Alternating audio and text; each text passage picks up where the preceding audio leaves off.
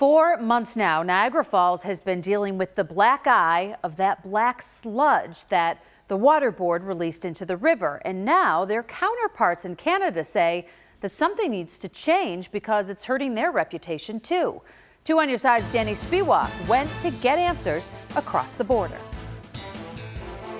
Well, the reason we've crossed the border tonight here at City Hall in Niagara Falls, Ontario, is because the member of provincial parliament here in the Niagara region is going to be addressing the Niagara Falls City Council about some of his concerns about that water discharge and that black sludge that was in the Niagara River on both sides of Niagara Falls. This was obviously a huge tourism issue and concern on both sides of the border. And that member of provincial parliament, which is essentially their version of the state legislature here in Canada, told us in an interview today that he is very dissatisfied with the way the Niagara Falls Water Board handled the situation on the New York side. He's trying to apply pressure on both sides of the border, to governments on both sides of the border, to make sure nothing like this ever happens again. And we just spoke with him about an hour ago. Here's what he had to say. Every time it rains, heavy rains, we're going to have to discharge into the river.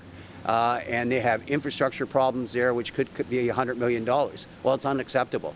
We have to protect the environment. We have to protect our water source, and this has to stop. And collectively, we have to make sure we're heightening the awareness. We're putting pressure on the Niagara Falls Water Board to fix this problem. I did reach out to the Niagara Falls Water Board for comment, and their spokesperson just got back to me. I'm going to read you the email that he sent me. He says that we understand and appreciate all those parties, both American and Canadian, who are attempting to shine a light on this issue and the related wastewater treatment upgrades and infrastructure investment necessary to lessen overall impacts upon the Great Lakes ecosystem and the Niagara River in particular. So that was their response. They are now aware of some of the discussions happening here on the Canadian side of the border. But this will be discussed here in the Niagara Falls, Ontario City Council meeting tonight. Reporting here in Niagara Falls, Ontario, I'm Danny Spiewak, Channel 2 News.